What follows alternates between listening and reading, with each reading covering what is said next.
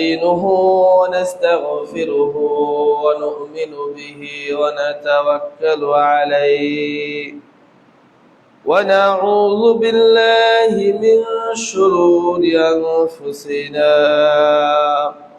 ومن سيئات أعمالنا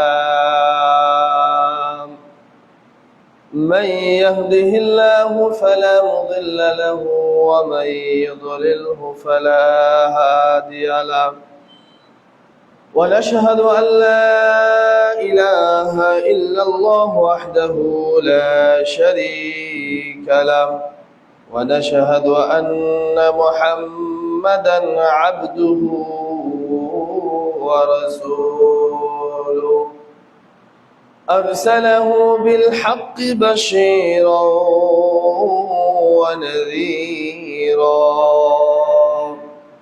وداعيا إلى الله بإذنه وسراجا منيرا أما بعد فإن خير الحديث كتاب الله وخير الهدي هدي محمد صلى الله عليه وسلم وشر الأمور محدثاتها وكل محدثة بدعة وكل بدعة ضلالة وكل ضلالة في النار من يطع الله ورسوله فقد رشد ومن يعصهما فإنه لا يضر إلا نفسه ولا يضر الله شيئا بعد أعوذ بالله من الشيطان الرجيم يا أيها الناس اتقوا ربكم الذي خلقكم من نفس واحدة وخلق منها زوجها وبث منهما رجالا كثيرا ونساء واتقوا الله الذي تساءلون به والأرحام إن الله كان عليكم رقيبا يا أيها الذين آمنوا اتقوا الله حق تقاته ولا تموتن إلا وأنتم مسلمون يا أيها الذين آمنوا اتقوا الله وقولوا قولا سديدا يصلح لكم أعمالكم ويغفر لكم ذنوبكم ومن يطع الله ورسوله فقد فاز فوزا عظيما وقال الله تعالى في كلامه المجيد وفي فرقانه الحميد أعوذ بالله من الشيطان الرجيم ومن كل شيء خلقنا زوجين لعلكم تذكرون وقال الله تعالى إلى آية أخرى وأنكحوا الأيام منكم والصالحين من عبادكم إلى آخر الآية.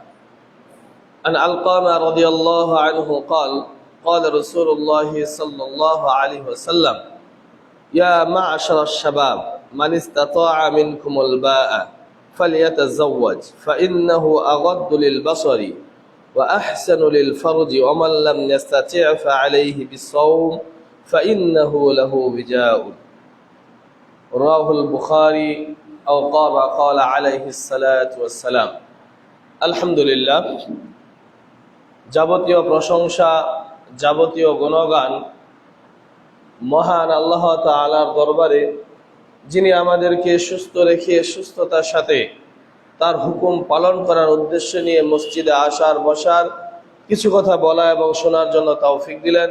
সেজন্য অন্তরে অন্তঃস্থল থেকে শুকরিয়া আদায় করি, বলি আলহামদুলিল্লাহ। দরুদ ও সালাম বর্ষিত হোক আখিরি জামানার সর্বশেষ নবী মুহাম্মদ সাল্লাল্লাহু আলাইহি ওয়াসাল্লামের উপর, সকলে বলি সাল্লাল্লাহু আলাইহি ওয়াসাল্লাম। সম্মানিত উপস্থিত মুসলমান کرام, পর্দার আড়ালের মা ও বোনেরা, আমি আপনাদের সম্মুখে কালাম পাক থেকে কয়েকটি আয়াত এবং রাসূলুল্লাহ সাল্লাল্লাহু আলাইহি ওয়াসাল্লাম মুখ নিঃসৃত অসংখ্য হাদিস থেকে একটি হাদিস পাঠ করেছি।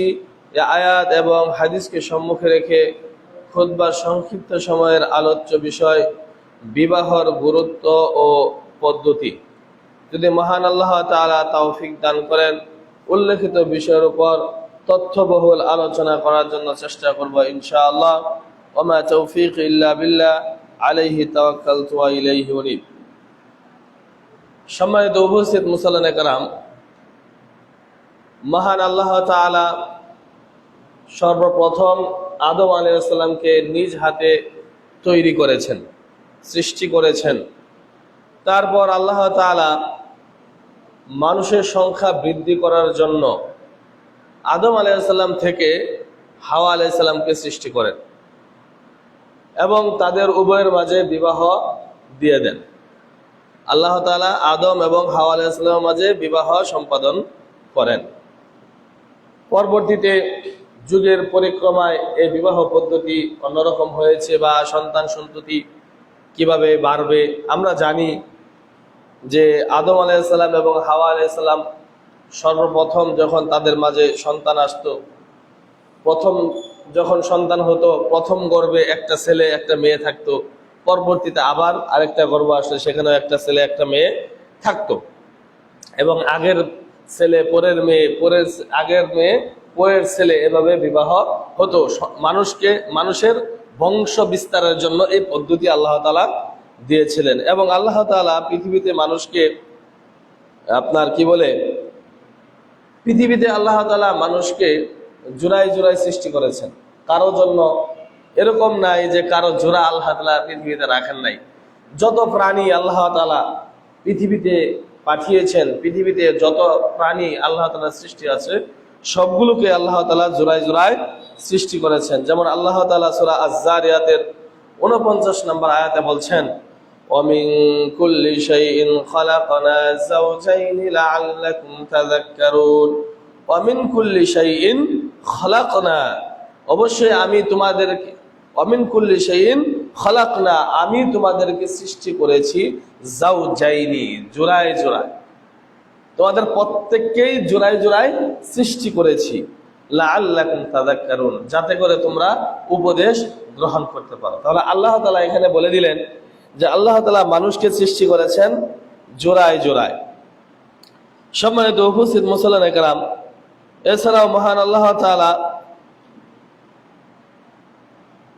সূরা নূরের 32 নম্বর আয়াতে বলছেন, ওয়া আনকিহুল আয়ামা মিনকুম ওয়াস-সালিহিনা মিন ইবাদিকুম, ওয়া আনকিহুল আয়ামা মিনকুম ওয়াস-সালিহিনা মিন ইবাদিকুম, তোমাদের মধ্যে যারা স্বামীহীন তাদের বিবাহ সম্পাদন করো, এবং তোমাদের দাস দাসীদের মধ্যে যারা সৎ তাদেরকেও, অর্থাৎ যাদের স্বামী নেই, ওয়া আনকিহুল আয়ামা মিনকুম, যাদের স্বামী নেই তোমরা তাদেরকে বিবাহ করো।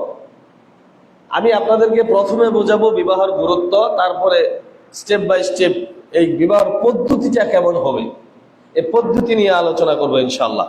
মহান আল্লাহ তাআলা সূরা নূর 24 নম্বর সূরার 32 নম্বর আয়াতে বলছেন, ওয়া আনকিহুল আয়ামা মিনকুম, তোমাদের মধ্যে যাদের যেই মহিলাদের স্বামী নেই তাদেরকে তোমরা কি করো, বিবাহ করো, ওয়াস-সালিহিনা মিন ইবাদিকুম, এবং তোমাদের মধ্যে যারা দাসী আছে, যারা সৎ দাসী, তাদেরকেও বিবাহ দিয়ে দাও।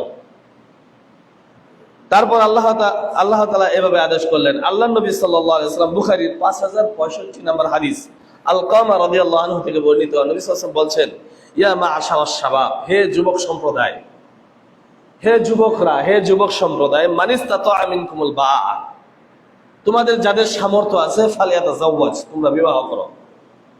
অর্থাৎ একটা ছেলের যখনই আপনার কি বলে সাবালক হবে, বালক হয়ে যাবে, সাবালক হয়ে যাবে, ওই ব্যক্তির ব্যাপারে নবী সাল্লাল্লাহু আলাইহি ওয়াসাল্লাম বলছেন, ইয়া মা'আশারাশ শাবাব, হে যুবক সম্প্রদায়, তোমরা যারা যুবক, তোমাদের যাদের যৌবন চলে এসেছে, মানিস্তাতাআ মিনকুমুল বাআ ফালিয়াতাযাওয়াজ, তোমাদের সামর্থ্য থাকলে তোমরা কি করো, বিবাহ করে নাও। ফাইন্নাহু আগাদ্দু লিল বাসারি, কেননা এই বিবাহ তোমার দৃষ্টিকে হেফাজত করবে। আল্লাহ নবী সাল্লাল্লাহু আলাইহি ওয়াসাল্লাম কেন যুবককে বিবাহ করতে বললেন? যে ফাইন্নাহু আগাদ্দু লিল বাসার, এই বিবাহ যদি তুমি করো তাহলে তোমার দৃষ্টি শক্তি হেফাজতে থাকবে। তারপর বলছেন ওয়া আহসানু লিল ফারজ, এবং তোমার লজ্জাস্থানকে তুমি হেফাজত করতে পারবে। তারপর বলছেন অমাল্লাম ইয়াস্তাতি ফাআলাইহি, যাদের সামর্থ্য নাই, টাকা পয়সা নাই, তারপরে অনেকের শারীরিক সমস্যা থাকে, সেই সমস্যা আছে, নিজে স্ত্রীকে ভরণ পোষণ দিতে পারবে না, এরকম সামর্থ্য যার নাই, একেবারেই নাই, এরকম যদি হয়, অমাল্লাম ইয়াস্তাতি, বিবাহ না করতে পারে, ফাআলাইহি বিসওম, তাহলে সে যেন রোজা রাখে।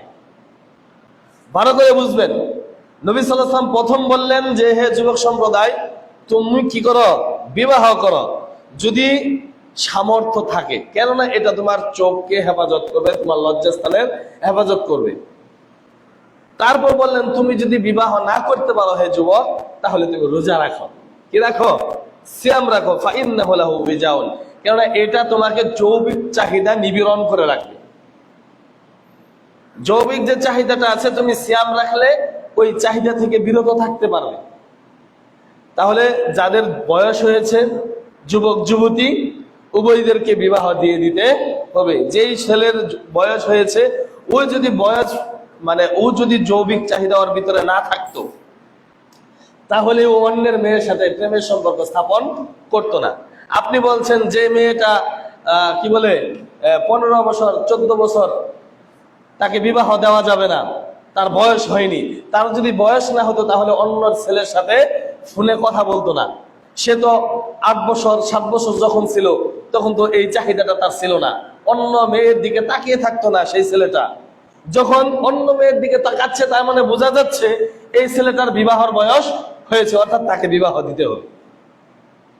তাকে কি করতে হবে?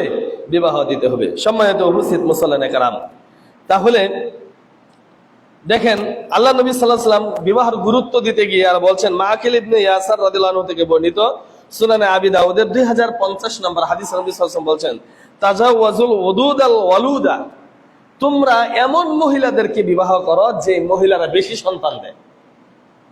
বিষয়টা বুঝেন ভালো করে। নবী সাল্লাল্লাহু আলাইহি ওয়াসাল্লাম বলছেন যে তাজাওয়াজুল ওদুদুল ওয়ালুদা, তোমরা ওই মাদেরকে বিবাহ করো, ওই বংশের মেয়েদেরকে বিবাহ করো যেই বংশের মেয়েরা বেশি বেশি সন্তান প্রসব করে। নবী সাল্লাল্লাহু আলাইহি ওয়াসাল্লাম ফাইন্নী মুকাসিরুন বিকুমুল উমাম, কেননা আমি কিয়ামতের দিন আমার উম্মত নিয়ে গর্ব করব। আর এখন সিস্টেম কি এসেছে? এখন সিস্টেম হলো যে একটি হলে ভালো হয়, দুটি হলে আর নয়। স্লোগান, বর্তমানে স্লোগান, একটি হলে ভালো হয়, দুটি হলে আর নয়। কিন্তু আল্লাহর নবী সাল্লাল্লাহু আলাইহি ওয়াসাল্লাম বললেন যে তোমরা ওই মহিলাদেরকে বিবাহ করো যেই মহিলারা বেশি বেশি সন্তান দেয়। কেন? আল্লাহ নবী সাল্লাল্লাহু আলাইহি ওয়াসাল্লাম কিয়ামতের দিন তার উম্মতদেরকে নিয়ে গর্ব করবে। আল্লাহ তাআলা অন্যান্য জাতি আছে, যে অন্যান্য নবীদের উম্মত আছে, সকল উম্মতের মাঝে যাতে নবী সাল্লাল্লাহু আলাইহি ওয়াসাল্লাম, মুহাম্মদ সাল্লাল্লাহু আলাইহি ওয়াসাল্লাম উম্মত বেশি হয়, এটা নিয়ে গর্ব করবে। এই জন্য বেশি বেশি সন্তান যেই মহিলা প্রসব করে ওই পরিবারের মহিলাদেরকে বিবাহ করার কথা আদেশ করলেন। আর বিবাহ করাটা হলো নবীদের সুন্নাহ। বিবাহটা ছিল কি? নবীদের সুন্নাহ। দেখেন সূরা রাত 13 নম্বর সূরার 38 নম্বর আয়াতে আল্লাহ তাআলা বলছেন, ওয়ালাকাদ আরসালনা রুসুলাম মিন ক্বাবলিকা ওয়া জাআলনা লাহুম আজওয়াজান ওয়া যুররিয়া। আল্লাহ নবীকে উদ্দেশ্য করে আল্লাহ তাআলা বলছেন যে আপনার পূর্বে আমি অসংখ্য নবী রাসূল প্রেরণ করেছি, ওয়া জাআলনা লাহুম আজওয়াজান ওয়া যুররিয়া, এবং আমি তাদেরকে স্ত্রী দিয়েছি এবং সন্তান সন্ততি উপহার দিয়েছি। অর্থাৎ নবী সাল্লাল্লাহু আলাইহি ওয়াসাল্লামের পূর্বে যারা ছিলেন তারাও কি করেছেন, অন্যান্য নবীরাও কি করেছেন, বিবাহ করেছেন। তাদেরকে আল্লাহ তাআলা স্ত্রী দিয়েছেন এবং ওই স্ত্রীদের মাধ্যমে সন্তান সন্ততিও আল্লাহ তাআলা দিয়েছেন। এটা নবী মুহাম্মদ সাল্লাল্লাহু আলাইহি ওয়াসাল্লামকে ওহী করলেন।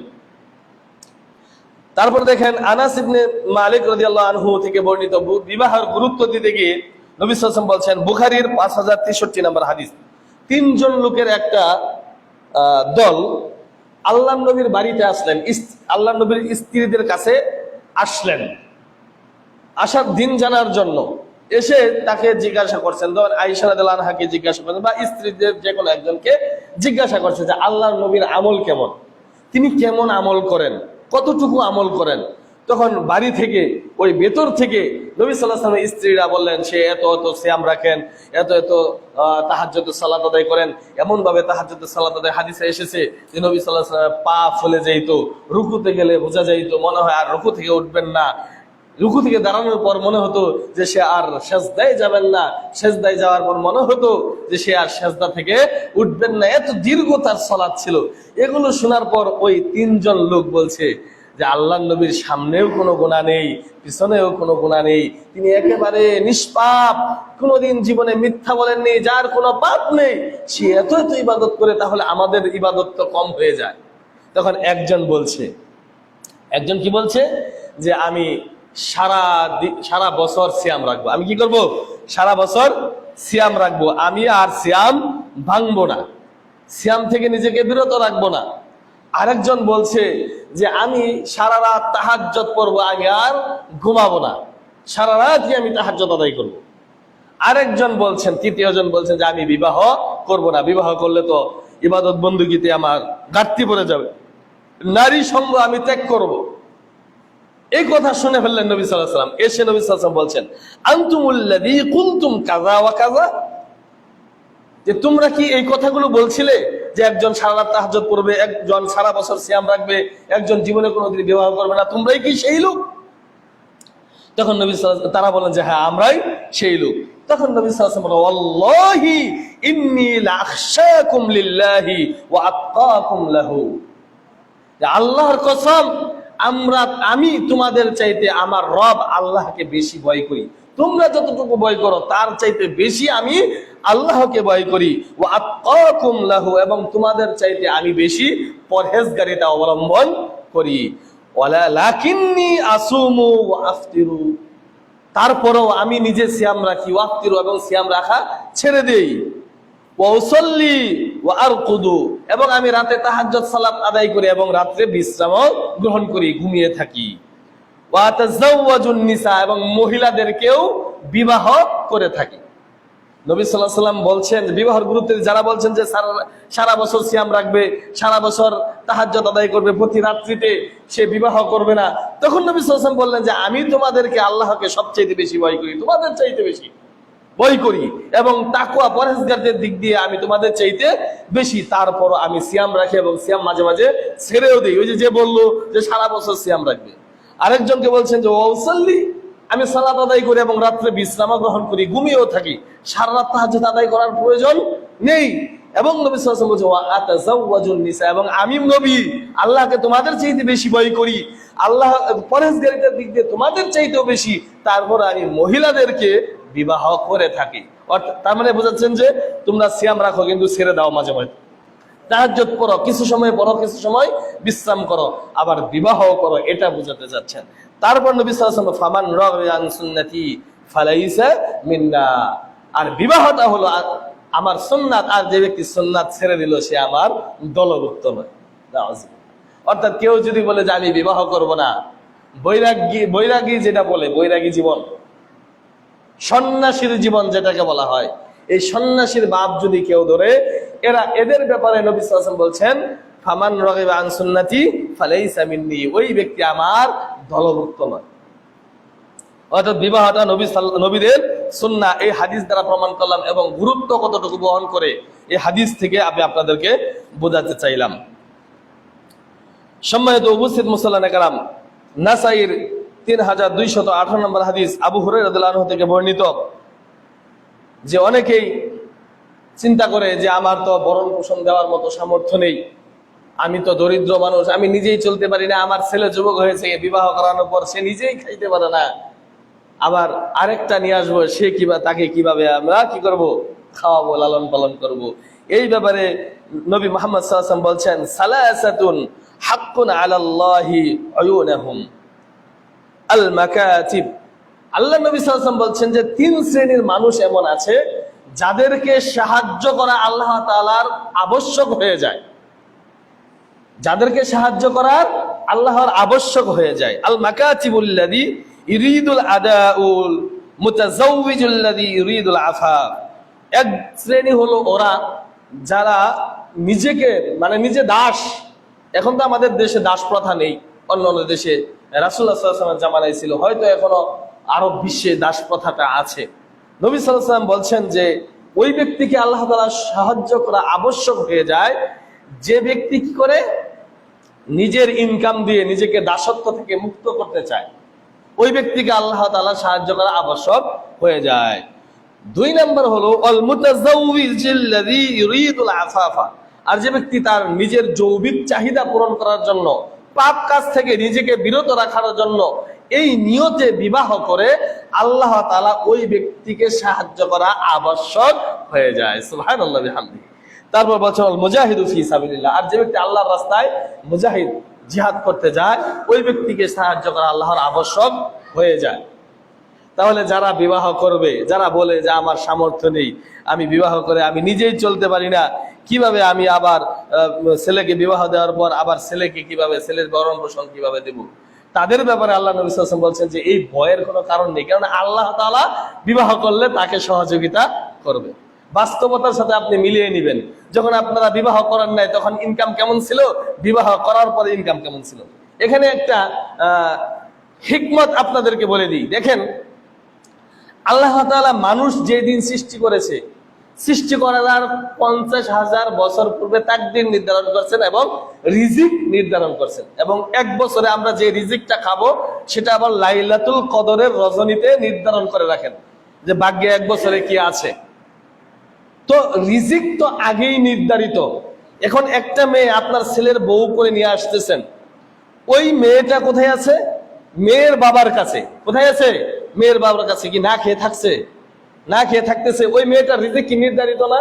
কি কি খাবে, কতটুকু রিজিক খাবে, কি কি ভরণ পোষণ করবে, সবকিছুই কি নির্ধারিত না? সবকিছুই নির্ধারিত। আছে কোথায়? মেয়ের বাবার কাছে।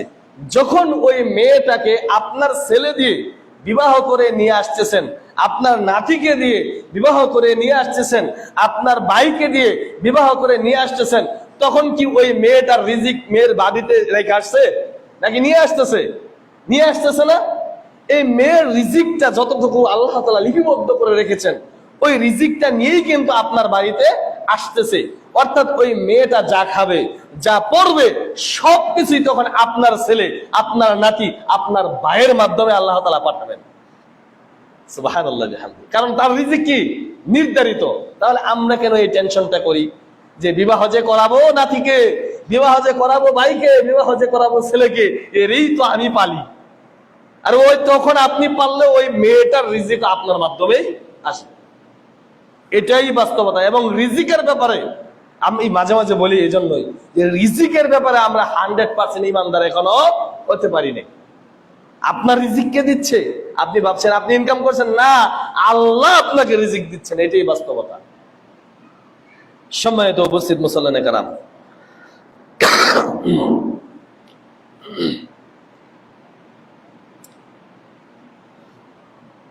সূরা রুম 30 নম্বর সূরার 21 নম্বর আয়াতে আল্লাহ তাআলা বলছেন, অমিন আয়াতিহি আন খালাকা লাকুম মিন আনফুসিকুম ওয়া জাআলা বাইনাকুম মাওয়াদ্দাতা ওয়া রাহমা আযওয়াজান লিতাসকুনু ইলাইহা।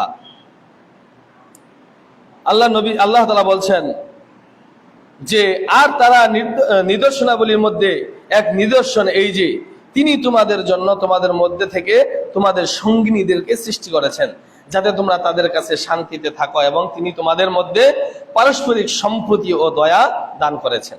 অমিন আয়াতিহি আন খালাকা লাকুম মিন আনফুসিকুম, যে আমাদের যে সঙ্গীগুলো আছে এটা আল্লাহ তাআলা একটা নিদর্শন।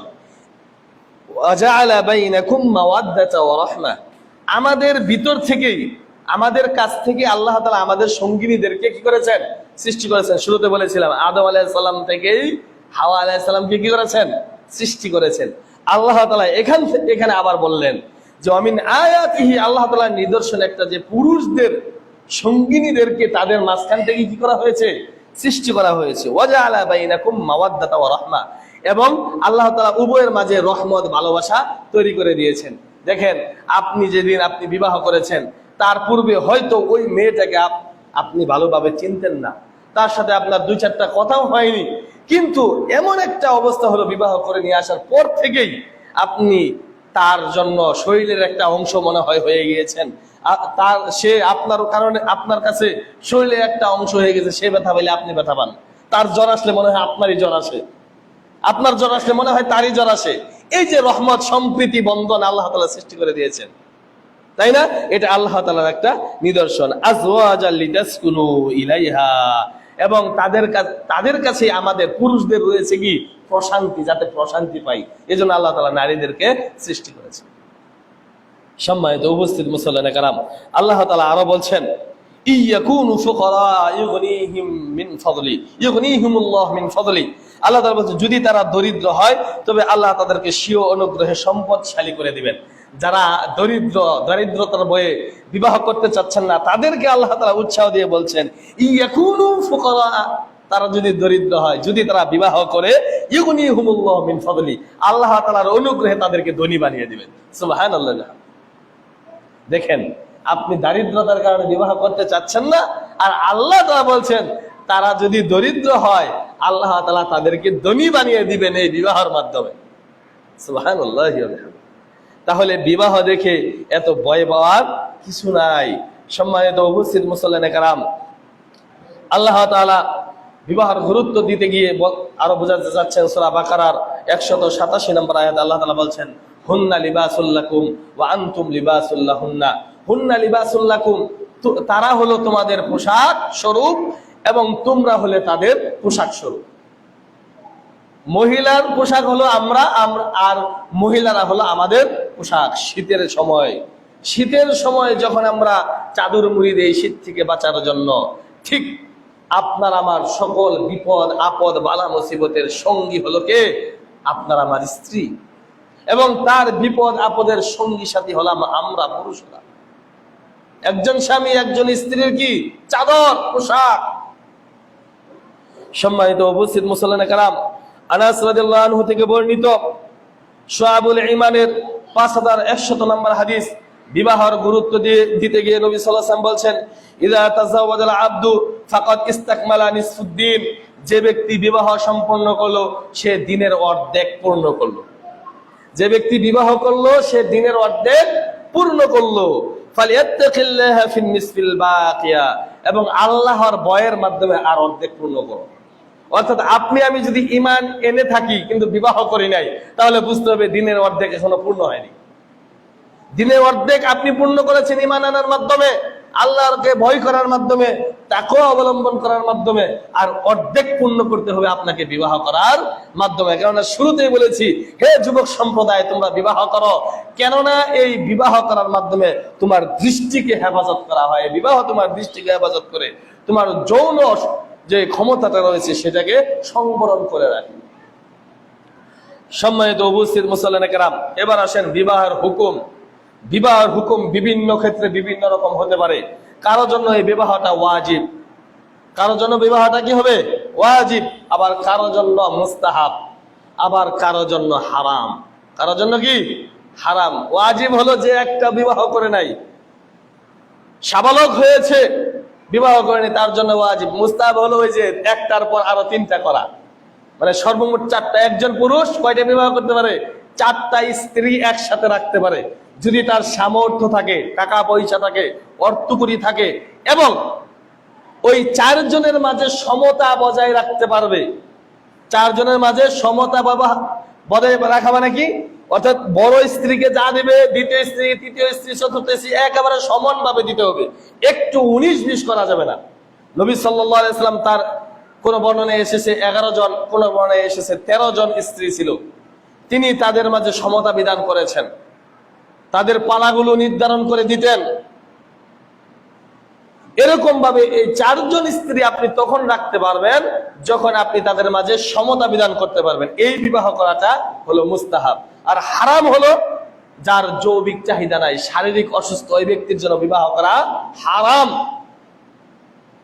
অনেকে এই বিষয়টা গোপন রেখে অন্যের মেয়েকে বিবাহ করিয়ে নিয়ে আসে, পরে সমস্যা হয়ে যায়। কিন্তু ওই ব্যক্তির জন্য বিবাহ হারাম যে ব্যক্তি শারীরিকভাবে অসুস্থ। সম্মানিত উপস্থিত মুসল্লার কারাম, এই জন্য বিবাহের হুকুম কারোর জন্য ওয়াজিব, কারোর জন্য মুস্তাহাব, কারোর জন্য হারাম। এবার আসেন বিবাহের শর্তাবলী। বিবাহের শর্ত হলো 4টি। বিবাহের শর্ত কয়টি? বিবাহেতে শর্ত থাকবে 4টি। 1 নম্বর শর্ত, পরস্পর বিবাহ বৈধ এমন পাত্রপাত্রী নির্বাচন করা। বিবাহ বৈধ এমন পাত্রপাত্রী হতে হবে।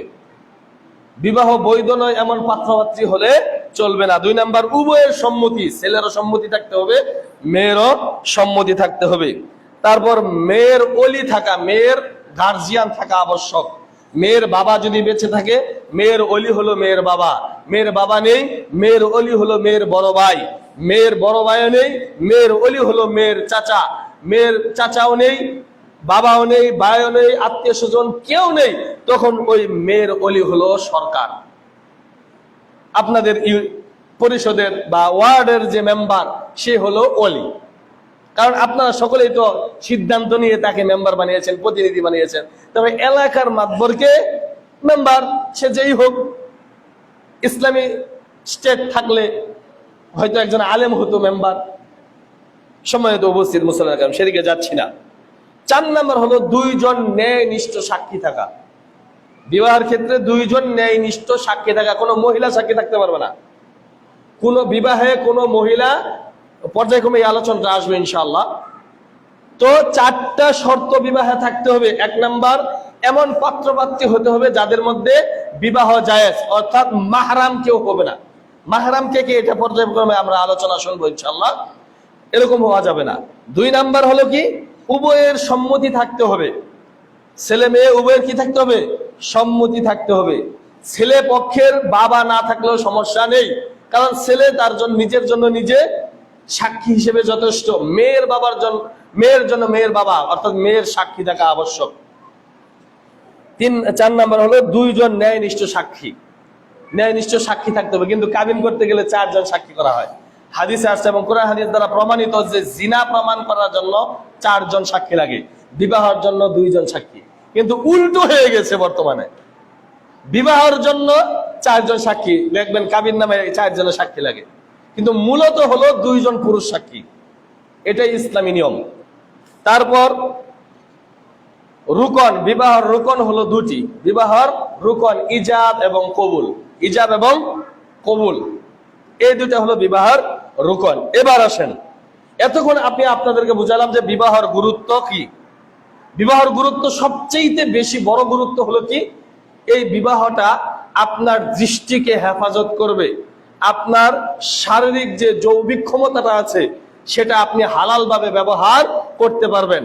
এটা হলো সবচেয়ে বেশি বড় গুরুত্বপূর্ণ বিষয়। এবার আসেন বিবাহের নিয়ম ও পদ্ধতি। প্রথম যে শর্ত, সেটা হলো নিয়ত শুদ্ধ হওয়া। নিয়ত কি হওয়া? শুদ্ধ করতে হবে। নিয়ত শুদ্ধ রেখে বিবাহ করতে হবে। সেই নিয়তটা কেমন? আবু যার রাদিয়াল্লাহু আনহু থেকে বর্ণিত, রাসূল সাল্লাল্লাহু আলাইহি ওয়াসাল্লাম বলছেন, মুসলিমের হাদিস, অফি বুদিয়া আহাদুকুম সাদাকা। নবী সাল্লাল্লাহু আলাইহি ওয়াসাল্লাম বলছেন যে তোমাদের মাঝে কেউ যখন তার স্ত্রীর সাথে একান্ত সময় কাটায়, ওই একান্ত সময় কাটানোটাও সাদাকা। ওই একান্ত নির্জনে যে সময়টা স্বামী স্ত্রী কাটায়, এই সময় কাটানোটা সাদাকা। সাদাকাতুন, সাদাকা মানে দানের মতো। তখন সাহাবীরা আশ্চর্য হয়ে বলছেন, ক্বালু ইয়া রাসূলুল্লাহ আয়াতি আহাদুনা শাহওয়াতাহু ওয়া ইয়াকুনু লাহু ফিহা আজরুন। হে আল্লাহর নবী, আমরা আমাদের শাহওয়াত, আমরা আমাদের যৌবিক চাহিদা পূরণ করার জন্য স্ত্রীর সাথে একান্ত সময় কাটাই, এর জন্য প্রতিদান রয়েছে? মানে সাহাবীরা আশ্চর্য হয়ে গেছে যে আমরা তো আমাদের যৌবিক চাহিদা মিটাচ্ছি তাদের সাথে, এর জন্য নেকি হয়, এর জন্য প্রতিদান দেওয়া হয়? তখন নবী সাল্লাল্লাহু আলাইহি ওয়াসাল্লাম, ক্বালা আরাআইতুম লাউ ওয়াদাআহা ফি হারামিন আকানা আলাইহি ফিহা ওয়িজরুন। তখন নবী সাল্লাল্লাহু আলাইহি ওয়াসাল্লাম বলছেন যে এই কাজটাই, তুমি তোমার স্ত্রীর সাথে একান্ত সময় কাটাচ্ছ, এই কাজটা যদি তুমি হারাম পন্থায় করো, তোমরা যদি হারাম ভাবে করো তাহলে কি গুনাহ হবে? তখন সাহাবারা বলেন যে হ্যাঁ, অবশ্যই তো গুনাহ হবে। তখন নবী সাল্লাল্লাহু আলাইহি ওয়াসাল্লাম বললেন যে আকানা আলাইহি ফিহা বিজরুন, এজন্যই এটা হালাল ভাবে করার কারণে এতে নেকি লিপিবদ্ধ করা হয়। সুবহানাল্লাহ। ফাযালিকা ইযা ওয়াদাআহা ফিল হালালি কানা লাহু আজরুন, এজন্যই যদি এটা হালাল পন্থায় করে এজন্য নেকি লিপিবদ্ধ করা হয়। অর্থাৎ যখন আমরা নিয়তকে খাঁটি করব যে আমি আমার শারীরিক সক্ষমতাকে হালাল ভাবে ব্যবহার করার জন্য আমি বিবাহ করছি, আমি ইসলামের বিধান মানার জন্য বিবাহ করছি, এই নিয়তটা যখন আমরা করব এই বিবাহ করাটাও নেকিতে পরিণত হবে। আপনার আমার যৌবিক চাহিদা পূরণ করব, তারপরও নেকি লিপিবদ্ধ করা হবে। সম্মানিত উপস্থিত মুসল্লিয়ানে কেরাম, এবার আসেন 2 নাম্বার, পাত্রপাত্রী সম্মতি। পাত্রপাত্রের কি সম্মতি, এ ব্যাপারে সূরা নিসার 19 নম্বর আয়াতে আল্লাহ তাআলা বলছেন ইয়া আইয়ুহাল্লাযীনা আমানু লা ইয়াহিল্লু লাকুম আন তারিসুন নিসা কারহা, যে মহিলাদেরকে তোমাদের পছন্দ হয় তোমরা তাদেরকে কি করো? বিবাহ করো। হে ঈমানদারগণ, তোমাদের জন্য বৈধ নয়। ইয়া আইয়ুহাল্লাযীনা আমানু লা ইয়াহিল্লু লাকুম, তোমাদের জন্য হালাল নয়, বৈধ নয়, আন তারিসুন নিসা কারহা, কোন মহিলার স্বামী জোর করে হওয়া। তাহলে পাত্রপাত্রের যে সম্মতি, এই সম্মতিটা কেন দরকার? আল্লাহ তাআলা সূরা নিসার 19 নম্বর আয়াতে বলছেন হে ঈমানদারগণ, তোমাদের জন্য হালাল নয়, বৈধ নয় কি করা? যে কোন মহিলার অনুমতি ছাড়াই জোর করে তার অভিভাবক হয়ে যাওয়া, তার স্বামী হয়ে যাওয়া, এটা কিনা তোমাদের জন্য হালাল নয়। এ ব্যাপারে দেখেন আবু হুরায়রা রাদিয়াল্লাহু আনহু থেকে বর্ণিত হাদিস, বুখারীর 6968 নম্বর হাদিস, মুসলিমের 1419 নম্বর হাদিস। নবী সাল্লাল্লাহু আলাইহি ওয়াসাল্লাম বলছেন লা তুনকাহুল আইয়িমু হাত্তা তুসতামারু ওয়া লা তুনকাহুল বিকরু হাত্তা তুস্তাযানু। নবী সাল্লাল্লাহু আলাইহি ওয়াসাল্লাম বলছেন বিবাহিতা মেয়েকে তোমরা তার পরামর্শ ছাড়া বিবাহ দেওয়া যাবে না। বিবাহিত যারা তালাকপ্রাপ্ত বা স্বামী মারা গিয়েছে, বিধবা মহিলা, এদের পরামর্শ ছাড়া কি করা যাবে না? তাদেরকে বিবাহ দেওয়া যাবে না। ওয়ালা তুনকাহুল বিকরু হাত্তা তুস্তাযান, আর যারা কি বলে আপনার বিক্রুন মানে হলো কুমারী মেয়ে, বিক্রুন বলা হচ্ছে আরবিতে, বিক্রুন বলা হয়, বাংলাতে বলা হয় কুমারী, যাদের বিবাহ হয় নাই, তাদের ব্যাপারে নবী সাল্লাল্লাহু আলাইহি ওয়াসাল্লাম বলছেন তার অনুমতি ছাড়া বিবাহ দেওয়া যাবে না। ওই মেয়েরও কি লাগবে? অনুমতি লাগবে। আর বিধবা তালাকপ্রাপ্ত মহিলাদের সাথে পরামর্শ করতে হবে, আর যারা কুমারী মেয়ে তাদের অনুমতি নিতে হবে। তখন সাহাবা বলছেন ক্বাল ইয়া রাসূলুল্লাহ ওয়া কাইফা ইযনুহা, সে যে রাজি আছে তার কাছ থেকে আমরা এই অনুমতিটা কিভাবে নিব, তার সম্মতিটা আমরা কিভাবে বুঝবো? তখন নবী সাল্লাল্লাহু আলাইহি ওয়াসাল্লাম ক্বালা আন তাসকুতা, যখন তার কাছে বিবাহের প্রস্তাব দেওয়া হবে সে যদি চুপ থাকে, এই চুপ থাকাটাই তার অনুমতি। অর্থাৎ একজন কুমারী মেয়েকে যখন আপনি প্রস্তাব দিবেন, সে যদি চুপ থাকে এটাই তার কি সম্মতি, অর্থাৎ তার অনুমতি হয়ে গিয়েছে। আর স্বাভাবিক একজন মেয়ে যদি চুপ থাকে, তার মানে একজন গার্জিয়ান অভিভাবক একটা মেয়েকে গিয়ে, যুবতী মেয়েকে যখন গিয়ে বিবাহের কথা বলবে, লজ্জা পাওয়াটাই স্বাভাবিক। সে চুপ থাকবে, সে তার ভিতরে যদি দ্বীনদারিতা থাকে।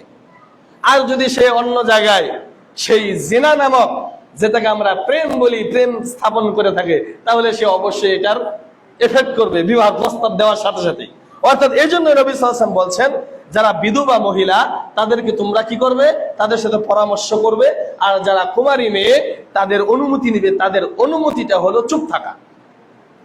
আরেকটা হাদিস নেন, অন্য বর্ণনায় আছে নবী সাল্লাল্লাহু আলাইহি ওয়াসাল্লাম বলছেন আল বিকরু তুস্তাযানু ফি নাফসিহা ওয়া ইযনুহা সামাতুহা, আল বিকরু তুস্তাযানু ফি নাফসিহা, যে যারা কুমারী মেয়ে, এই কুমারী মেয়েদের চুপ থাকাটাই হলো কি? চুপ থাকাটাই হলো বিবাহের অনুমতি দেওয়া। আর এই হাদিসের পরের অংশে আছে যে বিধবা মহিলা যারা আছে তারা যদি মুখ দিয়ে বলে যে হ্যাঁ আমি তাকে বিবাহ করতে রাজি আছি, তাহলে তাকে বিবাহ ওই জায়গায় দেওয়া যাবে। অর্থাৎ বিবাহময়ে যারা আছে, বিবাহিত মেয়ে, তালাকপ্রাপ্ত হোক বা বিধবা হোক, তাদের অনুমতি মুখ দিয়ে প্রকাশ করতে হবে। আর কুমারী মেয়েরা বিবাহের প্রস্তাব দেওয়ার পর যদি চুপ থাকে তাহলে তাদের অনুমতি হয়ে যাবে। আচ্ছা, 3 নাম্বার অভিভাবকের সম্মতি। 2 নাম্বার গেল পাত্রপাত্রীর সম্মতি, আর 3 নাম্বার হচ্ছে অভিভাবকের সম্মতি। আবু মুসা আল আশআরী রাদিয়াল্লাহু আনহু থেকে বর্ণিত, তিনি বলছেন লা নিকাহা ইল্লা বিওয়ালিয়িন, সাক্ষী ছাড়া কোনো বিবাহ নেই। লা নিকাহা, কোনো বিবাহ নেই। লা এটা হলো লান্নাফিয়া লিল জিন্স, স্বজাতীয় সকল কিছুকেই নিষিদ্ধ করে। এই লামটার গ্রামারিটিক্যাল ভাষায় এই লামকে বলা হয় আল্লান্নাফিয়া লিল জিন্স, সবকিছুকেই নিষেধ করে দেয়। যে লা নিকাহা, নিকাহ জাতীয় বিবাহ জাতীয় যা কিছু আছে সব কিছুই নাই, কিছুই নাই বিবাহের। ইল্লা বি ওয়ালিয়িন, সাক্ষী ছাড়া, ওলি ছাড়া, অর্থাৎ অভিভাবক ছাড়া বিবাহ বাতিল। আয়েশা রাদিয়াল্লাহু আনহা থেকে বর্ণিত, আবু দাউদ 3083 নম্বর হাদিসে নবী সাল্লাল্লাহু আলাইহি সাল্লাম বলছেন, আইয়ুমা ইমরাতিন নাকাহাত বিগাইরি ইযনিন ওয়ালিয়ুহা ফানিকাহুহা বাতিলুন ফানিকাহুহা বাতিল ফানিকাহুহা বাতিল। নবী সাল্লাল্লাহু আলাইহি ওয়াসাল্লাম বলছেন যে আইয়ুমা ইমরাতুন নাকাহাত বিগাইরি ইযনিন, কোন ব্যক্তি ওলি ছাড়া বিবাহ করলো, সাক্ষী ছাড়া বিবাহ করলো, মেয়ের গার্জিয়ান ছাড়া, মেয়ের বাবা ছাড়া, মেয়ের অভিভাবক ছাড়া বিবাহ করলো, ফানিকাহুহা বাতিল ফানিকাহুহা বাতিল ফানিকাহুহা বাতিল। নবী সাল্লাল্লাহু আলাইহি ওয়াসাল্লাম তিনবার বললেন ওই বিবাহ বাতিল, ওই বিবাহ বাতিল, ওই বিবাহ বাতিল। কোর্ট ম্যারেজ করে যে বিবাহগুলো হয় সেগুলো কি তাহলে? সেগুলো 100 বার, 200 বার, 1000 বার বাতিল। অর্থাৎ মেয়ের বাবা উপস্থিত না থাকলে ওই বিবাহ কি বাতিল। সম্মানিত উপস্থিত মুসল্লিয়ানে কেরাম, তারপর আরেকটা হাদিস নেন, আবু হুরায়রা রাদিয়াল্লাহু আনহু থেকে বর্ণিত, ইবনে মাজাহ 1882 নম্বর হাদিস, লা তাযাওয়াজুল মারআতুল মারআ ওয়া লা তাযাওয়াজুল মারআতু নাফসাহা ফাইন্নাজ জানিয়া হিয়া আল্লাতী তাযাওয়াজু নাফসাহা। নবী সাল্লাল্লাহু আলাইহি ওয়াসাল্লাম বলেছেন যে কিছুক্ষণ আগে বললাম না যে কোনো মহিলা সাক্ষী হতে পারবে না, এই তার প্রমাণ। ইবনে মাজাহ 1882 নম্বর হাদিস, নবী সাল্লাল্লাহু আলাইহি ওয়াসাল্লাম বলেছেন, লা তুযাওয়িজুল মারআতুল মারআতা, কোন মহিলাকে বিবাহ দিতে পারবে না, কোন মহিলাকে বিবাহ দিতে পারবে না। ওয়ালাউ তুযাওয়িজুল মারআতু নাফসাহা, এবং মহিলা নিজে গিয়ে কারো কাছে বিবাহ বসতে পারবে না, মহিলা নিজে গিয়ে কারো কাছে বিবাহ বসতে পারবে না। ওই যে কিছুদিন পর এরকম সংবাদ ছিল না, অমুকের মেয়ে চলে গেছে অমুকের ছেলের সাথে, অমুকের মেয়ে তমুকের ছেলের সাথে চলে গিয়েছে, তার মানে কি নিজে বিবাহ দেওয়ার জন্য ছেলের কাছে গিয়েছে, তাই তো? ওই বিবাহ বাতিল। অর্থাৎ নিজে একজন মহিলা নিজেকে বিবাহের জন্য বিবাহ দিতে পারবে না, এবং একজন মহিলা অন্য মহিলার বিবাহ দিতে পারবে না, অর্থাৎ সাক্ষী হতে পারবে না কোনো মহিলা। ফাইন্নাজ জানিয়াতু হিয়া আল্লাতী তাযাওয়াজু নাফসাহা, নবী সাল্লাল্লাহু আলাইহি ওয়াসাল্লাম বলছেন যে কোন নারী নিজে বিবাহ করলে সে ব্যভিচারী বলে গণ্য হবে। কোন মহিলা যদি নিজে গিয়ে কারো কাছে বিবাহ বসে, কোর্ট ম্যারেজ করে পালিয়ে গিয়ে বিবাহ বসে, ওই মহিলা ব্যভিচারিণী মহিলা হিসেবে গণ্য হবে। এই পতিতালয়ের মহিলা যেমন, ওই মহিলাটাও তেমন হিসেবে গণ্য হবে। সম্মানিত উপস্থিত মুসল্লিয়ানে কেরাম, আমি আপনাদেরকে বোঝাচ্ছিলাম অভিভাবকের সম্মতি কতটা গুরুত্বপূর্ণ। একজন মেয়ের অভিভাবক থাকতেই হবে, কেননা অভিভাবক ছাড়া বিবাহ বাতিল। এখন তো আবার কি বলে, এই অভিভাবক আবার আরেক ধরনের অভিভাবক বানানো হয়েছে, 3 নম্বর বাবা। কয় নাম্বার বাবা? 3 নম্বর বাবা। চিনেন আপনারা? চিনেন না? এখন অনেকটা কমেছে, কিন্তু তারপরেও কমে নাই বললে চলে। মানে না, কোরআন হাদিস শোনাইলে মানে না মানুষ। বিবাহ পড়াইতে গেলে বোঝা যায় যে এই সিস্টেমটা, এই হাদিসটা মানুষ কতটুকু মানতে নারাজ। 3 নম্বর বাবা নাম হলো উকিল বাপ। কি বাপ? উকিল বাপ। এটা হারাম পদ্ধতি, ইসলাম এটাকে সমর্থন করে না। মহিলাদের জন্য যে মাহরাম আছে, আপনি যে ওই পুরুষটাকে আপনি তার বাবা বানিয়ে দিচ্ছেন, তার সামনে যাচ্ছে, এই ব্যক্তি তো গায়রে মাহরাম, এর সাথে তো বিবাহ জায়েজ আছে, বিবাহ জায়েজ আছে ওই ব্যক্তির সাথে, আপনি কেন তাকে দিচ্ছেন, উকিল দিচ্ছেন? কিসের আবার 3 নম্বর বাবা? নিজের বাবাকে বাবা ডাকে না, উকিল বাবা আগে আসছে। কিছুদিন পূর্বে মনে আছে, একটা মানে এই এলাকা থেকে বিবাহ নিয়ে গিয়েছিলাম, শৈতপাড়া সম্ভবত, না মোগলতলাই হবে। তো সেখানে একরকম ইমাম সবার সাথে 2-4 কথা হয়ে গিয়েছে মোটামুটি। পরে তাহের কাজী সাহেব ছিলেন, আমাকে থামিয়ে দিয়েছেন। মেয়ের বাবা উপস্থিত, ইজেন নিচ্ছেন ওই উকিল বাবার কাছ থেকে। মানে মেয়ের বাবা আমার সাথে কথা বলছে, যে কিভাবে বিবাহ করাবেন, কিভাবে সিস্টেমটা কি। ওই দিক দিয়ে আমি মেয়ের বাবার সাথে কথা বলছি, এদিক দিয়ে ইমাম সাহেব বিয়ে পড়াই আছে, খবরই নাই ওই মেয়ের বাবার কথা। তার মানে কি, মেয়ের বাবার সাথে চাইতে বেশি মূল্যায়ন কাকে করা হচ্ছে? এই বানানো 3 নাম্বার ছাগলের বাচ্চার মতো যে বাবা একটা আছে, ওই ছাগলের বাচ্চার মতো বাবাকে মূল্যায়ন বেশি করা হচ্ছে মেয়ের বাবার চাইতে। কথা শুনতে খারাপ লাগতে পারে, কিন্তু এটাই বাস্তব। ওই মেয়ের বাবা, ওই উকিল বাপ বানানো মানে হলো ইসলামের ভিতরে নতুন কিছু ঢুকিয়ে দেওয়া। মেয়ের বাবা বাইচা নাই, সাক্ষী হবে মেয়ের বড় ভাই। মেয়ের বড় ভাই নেই, সাক্ষী হবে মেয়ের চাচা খালু যারা আছে, মেয়ের চাচা মেয়ের খালু এরা সাক্ষী হবে। তাও নাই, এলাকার যে মেম্বার আছে সে সাক্ষী হবে। কিন্তু 3 নাম্বার উকিল বাপ, এটার কোনো বিধান ইসলামে নাই। সম্মানিত উপস্থিত, এই জন্যই তো ওই যে বিবাহ জায়েজ হচ্ছে, কোর্ট ম্যারেজ করছে, ওই যে উকিল বাপ তো আছে, সাক্ষী তো দেওয়া হয়েছে, এই জন্য বিবাহ এইভাবে জায়েজ করছে। কোর্ট ম্যারেজ করে বিবাহ কোনোদিন হালাল হতে পারে না যদি মেয়ের বাবা সেখানে উপস্থিত না থাকে। তারপর গুরুত্বপূর্ণ একটা বিষয় 4 নাম্বার, যে পাত্র পাত্রীর মাঝে সমতা নিধন করা, যেটাকে কুফু বলা হয়। আরবিতে বলা হয় কি কুফু, সমতা, সমতা দেখা। এ ব্যাপারে আবু হুরায়রা রাদিয়াল্লাহু আনহু থেকে বর্ণিত বুখারীর 5090 নম্বর হাদিসে নবী সাল্লাল্লাহু আলাইহি ওয়াসাল্লাম বলছেন, তুনকাহুল মারআতু লিআরবাইন। সাধারণত মানুষ মহিলাদের 4টা জিনিস দেখে বিবাহ করে থাকে। মহিলাদের 4টা জিনিস দেখে সাধারণত মানুষ বিবাহ করে থাকে। 1 নাম্বার লিমালিহা, তার ধন সম্পদ। 1 নাম্বার কি দেখে?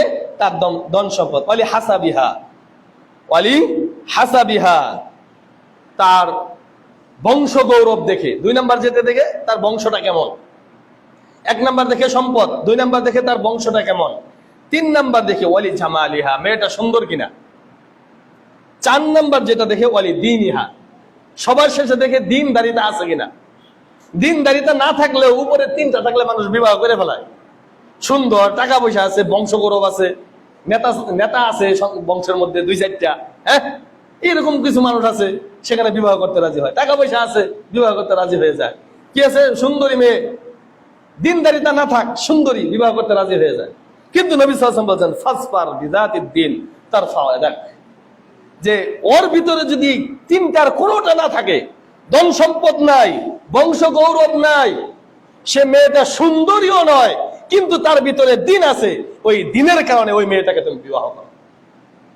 আর যদি এটা আমরা না করি, তারফাউ ইয়াদাক, তাহলে তার হাত ধ্বংসে নিক্ষিপ্ত হলো। নিজেই নিজের হাতকে ধ্বংসে নিক্ষেপ করলো, নিজেকে ধ্বংসে নিক্ষেপ করলো। কিন্তু আমাদের দিকটা হলো উল্টা। আমরা দেখি সম্পদ, আমরা দেখি বংশ গৌরব, আমরা দেখি মেয়ে সুন্দর কিনা, দিন আছে কিনা এটা আমরা দেখি না। দিন আছে কিনা এটা আমরা দেখি না। একজন মেয়ে, আপনার মেয়েকে বিবাহ দিবেন, ছেলেকে দেখছেন ছেলে নেশা করে কিনা, নেশা করলে তার কাছে বিবাহ দিচ্ছেন না। ছেলে জুয়া খেলে কিনা, তার কাছে বিবাহ দিচ্ছেন না। কিন্তু ছেলে যে বেনামাজি, ছেলের প্যান্টটা টাকনুর নিচে থাকে, ছেলের মুখে দাড়ি নাই, তারপরেও তাকে তার কাছে বিবাহ দিয়ে দিচ্ছেন। কিন্তু মূলে দেখার কথা ছিল দিনদারিতা, ছেলেটা দিনদার কিনা। আপনার ছেলের জন্য একটা পুত্রবধূ নিয়ে আসতেছেন, টাকা অনেক, বংশ গৌরব অনেক, 2-4 এলাকার মানুষ তাদেরকে চিনে, মেয়েটা অনেক সুন্দরী, পরমা সুন্দরী, তাকে বিবাহ করে নিয়ে আসতেছেন। কিন্তু ওই মেয়েটা কোরআনও পড়তে জানে না, নামাজ কিভাবে পড়ে সেটাও জানে না, কিন্তু তাকে বিবাহ করিয়ে নিয়ে আসতেছেন। কিন্তু নবী সাল্লাল্লাহু আলাইহি ওয়াসাল্লাম বললেন 3টার কোনোটাই নাই, সুন্দর নয়, বংশ গৌরব নয়, এবং টাকা পয়সা কোনোটাই নাই, কিন্তু তার দিন আছে, তোমরা তাকে বিবাহ করে নিয়ে আসো। সম্মানিত উপস্থিত মুসল্লিয়ানে কেরাম, আল্লাহ নবী সাল্লাল্লাহু আলাইহি ওয়াসাল্লাম আপনার বাড়ি যেখান থেকে আপনার সন্তান সন্ততি আসবে, সেই জিনিসটা যদি ভালো হয়, চিনির কল চিনেন তো, চিনির কল যদি ভালো হয়, চিনির উৎপাদনটাও কি হয়? ভালো হয়। অর্থাৎ মেশিন যদি ভালো হয়, তাহলে সেখান থেকে যেগুলো উৎপাদন করা হবে সেই পণ্যগুলো কি হয়? ভালো হয়। আপনি স্ত্রী নিয়ে আসছেন, কোনো দিনদারিতা কিছুই নাই, ওর গর্বে, ওই মহিলার গর্বে যা আসবে, ওই সন্তান কিভাবে দিনদার হবে, কিভাবে পরহেজগার হবে, কিভাবে আপনি বৃদ্ধ অবস্থায় আপনাকে লালন পালন করবে? কেননা তার মাই তো ভালো না। একটা গল্প শুনেছিলাম এক ওস্তাদের কাছে, ছোটবেলায় শুনেছিলাম, মনে আছে। এক ব্যক্তি ঘোড়া কিনতে গিয়েছে। কি কিনতে গিয়েছে? ঘোড়া কিনতে গিয়েছে। পরে বলছে যে ঘোড়াটা কেমন? বলছে অনেক ভালো। পরে ওই ব্যক্তি জিজ্ঞাসা করে, পানি দেখলে তো আবার শুয়ে পড়ে না, এই সেই, কোনো দোষ নাই তো? হয় না, কোনো সমস্যা নাই। পরে ঘোড়া কিনে নিয়ে আসছে। একদিন একটা খাল পার হওয়ার জন্য যাচ্ছে, ওই পানিতে নামার সাথে সাথে ঘোড়াটা কি করছে? শুয়ে পড়ছে। পানিতে কি করেছে, শুয়ে পড়েছে। তখন ওই ব্যক্তি আবার ঘোড়াটা নিয়ে যার কাছ থেকে কিনে নিয়ে এসেছে তার কাছে গিয়েছে। কারণ কি, আপনি বললেন ঘোড়ার কোনো দোষ নেই, ঘোড়া কেন পানিতে শুয়ে পড়লো? বলেন তো, ওর মা কি পানি দেখলে শুয়ে পড়তে পারে না? ওর মা তো শুয়ে পড়ে নাই। অনেকক্ষণ পরে মনে করেছে যে তার নানির ভিতরে একটা স্বভাব ছিল যে পানি দেখলে শুয়ে পড়তো। আমি এই ঘটনা থেকে আপনাদেরকে বোঝাতে চাচ্ছি, একটা মেয়ে যখন আপনার বাড়িতে আনবেন, ওই মেয়েটাকে দেখার পূর্বে ওই মেয়ের মাটা কেমন, ওই মেয়ের দাদি কেমন, ওই মেয়ের নানি কেমন, এটা দেখে তারপর বিবাহ করা। তাহলে আপনার স্ত্রী, আপনার নাত বউ, আপনার ছেলের বউ, আপনার ভাইয়ের বউ দিনদার হবে। যদি দেখেন যে নানি ভালো, দাদি ভালো, মা ভালো, তাহলে দেখবেন আপনার স্ত্রীটাও ভালো। সম্মানিত উপস্থিত মুসল্লিরা কেরাম, কিভাবে আপনাদেরকে বোঝাই, নবী সাল্লাল্লাহু আলাইহি ওয়াসাল্লাম দিনদারিতাকে প্রাধান্য দিতে বলেছেন। মেয়ে কালো হোক, মেয়ের সম্পদ না থাক, মেয়ের বংশ গৌরব না থাক, কিন্তু মেয়েটার ভিতরে দিনদারিতা আছে। আপনার ছেলের জন্য, আপনার নাতির জন্য, আপনার ভাইয়ের জন্য ওই ছেলেটাকে, মেয়েটাকেই নিয়ে আসেন। সম্মানিত উপস্থিত মুসল্লিরা কেরাম, সময় শেষ হয়ে গিয়েছে, আর সামনে না বাড়ি, সামনে জুমাতে ইনশাআল্লাহ আবার এখান থেকেই শুরু হবে। তাহলে আমরা যে বিষয়গুলো সবচেয়ে বেশি গুরুত্ব দিব সেটা হলো, যখনই আপনার ছেলে যুবকে পৌঁছাবে, যৌবনে পৌঁছাবে, তখনই তাকে বিবাহ দিতে হবে। আপনার ভিতরে যদি এই ভয় থাকে যে আমি দরিদ্র, তাহলে আল্লাহ তাআলা বলে দিচ্ছেন যাদের ভিতরে এই ভয় আছে আমি তাদেরকে ধনী করে দিব। অর্থাৎ বিবাহের মাধ্যমে আল্লাহ তাআলা সম্পদ বাড়িয়ে দিবেন। বিবাহ করান, কারণ আমি তো বললাম, একটা উদাহরণ দিয়েছি, তার রিজিকটা তো আছে তার বাবার হাতে। যখন আপনি ছেলের জন্য বউ করে নিয়ে আসবেন, ওই রিজিকটা তার বন্ধ হয়ে যায় না, ওই বান্দির, ওই আপনার পুত্রবধূর রিজিক বন্ধ হয় নাই, ওই রিজিকটা তখন আপনার মাধ্যমে আসবে বা আপনার ছেলের মাধ্যমে আসবে। সম্মানিত উপস্থিত মুসল্লিরা কেরাম, আল্লাহ তাআলা আমাদের সকলকেই তৌফিক দান করুন। সামনে থেকে ইনশাআল্লাহ, সামনে জুমাতে আবার শুরু হবে, যেখানে শেষ করলাম সেখান থেকে আল্লাহ তাআলা যদি বাঁচিয়ে রাখেন ইনশাআল্লাহ। অনেক লম্বা একটা আলোচনা এটা, কারণ এই বিবাহকে কেন্দ্র করে, বিবাহটা কিন্তু একটা ইবাদত, বিবাহটা কিন্তু একটা ইবাদত। কিন্তু এই ইবাদতকে কেন্দ্র করে দেখবেন এক সপ্তাহ আগ থেকেই কিছু কিছু বাড়িতে, এক সপ্তাহ পূর্বে থেকেই যে হিন্দুয়ানি সংস্কৃতি চলতে থাকে, হিন্দুয়ানি সংস্কৃতি চলতে থাকে। বুধবার, বৃহস্পতিবার চেঁচো বাজারে যদি যায়, কোনো দোকানে যায় জিজ্ঞাসা করেন তোমাদের দোকানে কি বক্স আছে, পাবেন না, সাউন্ড বক্স পাবেন না। কারণ কি, ওই শুক্রবার যে বিবাহ হয় এর জন্য সবগুলো বাড়া হয়ে যায়, সবগুলো কি হয়ে যায়, বাড়া হয়ে যায়। আমরা ছোট সময় দেখেছি, বা আমি যখন টাঙ্গাইলে লেখাপড়া করেছি, টাঙ্গাইলে নদী আছে কিন্তু সরু নদী, সেই নদী দিয়ে লঞ্চে মাঝে মাঝে মাইক বাজাইতো, মাঝে মাঝে কি মাইক বাজাইতো। আমরা মাঝে মাঝে পাকা রাস্তায় দেখতাম গাড়ি সাজানো, মাইক বাজতে বাজতে যাচ্ছে। জিজ্ঞাসা করতাম কাদের বিয়া, কয় মুসারদের বিয়া। কাদের বিবাহ? মুসারদের বিবাহ মাইক বাজায় করে, তাই না? আমরা কিন্তু এটাই জানি, স্বাভাবিক এটাই, হিন্দুরা বিবাহ করা, মাইক বাজিয়ে বিবাহ করা। কিন্তু এখন মুসলমানের বাড়িতে কি বাজছে, সেই হিন্দুদের মুসারদের মাইক বাজছে। আমি কি বলতে পারি না তাদের ভিতরে মুসারদের কালচার ঢুকে পড়েছে? এজন্য বিবাহ কেন্দ্রিক কোন মাইক বাজনা, বাদ্য বাজনা করা যাবে। এই নিয়ে আলোচনা সামনে হবে ইনশাআল্লাহ। আল্লাহ তাআলা আমাদের সকলকেই যে আলোচনাগুলো হলো এই আলোচনার উপর আমল করার তৌফিক দান করুন, আমিন। ওয়া আখিরু আলহামদুলিল্লাহি রাব্বিল আলামিন।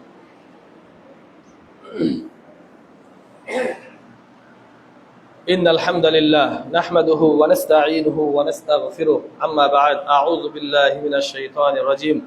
ইন্নাল্লাহা ওয়া মালায়েকাতাহু ইউসাল্লুনা আলান নবী ইয়া আইয়ুহাল্লাযীনা আমানু সাল্লু আলাইহি ওয়া সাল্লিমু তাসলিমা। সকলে দরুদ ইব্রাহিম পড়েন। আল্লাহুম্মা সাল্লি আলা মুহাম্মাদ ওয়া আলা আলি মুহাম্মাদিন কামা সাল্লাইতা আলা ইব্রাহিম ওয়া আলা আলি ইব্রাহিম ইন্নাকা হামিদুম মাজিদ। আল্লাহুম্মা বারিক আলা মুহাম্মাদ ওয়া আলা আলি মুহাম্মাদিন কামা বারাকতা আলা ইব্রাহিম ওয়া আলা আলি ইব্রাহিম ইন্নাকা হামিদুম মাজিদ। ربنا ظلمنا أنفسنا وإن لم تغفر لنا وترحمنا لنكونن من الخاسرين। আমিন। হে আল্লাহ, আমরা গুনাহগার, আপনি আমাদের জীবনের সমস্ত গুনাহ খাতাগুলি মাফ করে দিন। আমিন। পৃথিবীর শুরু থেকে মুহূর্তকাল পর্যন্ত যত মুমিন, মুত্তাকিন, নরনারী অন্ধকার কবর বাসিন্দা হয়ে গেছে, আল্লাহ আপনি তাদেরকে মাফ করে দিন। আমিন। হে আল্লাহ, আমাদের মধ্যে যারা অসুস্থ আছে, আল্লাহ আপনি তাদেরকে সুস্থতা দান করে দিন। আমিন। হে আল্লাহ, আমাদের মধ্যে যারা ঋণগ্রস্ত আছে তাদের ঋণ পরিশোধ করার জন্য তৌফিক দিয়ে দিন। আমিন। অনেকেই দোয়া চেয়েছে, কে কোন নিয়ত নিয়ে দোয়া চেয়েছে, আল্লাহ তাদের অন্তরের নেক নিয়তকে আপনি কবুল ও মঞ্জুর করে নিন। আমিন। ইবাদাল্লাহ রাহিমাকুমুল্লাহ, إن الله يأمر بالعدل والإحسان وإيتاء ذي القربى وينهى عن الفحشاء والمنكر والبغي يعظكم لعلكم تذكرون فاذكروني أذكركم واشكروا لي ولا تكفرون أقيموا صفوفكم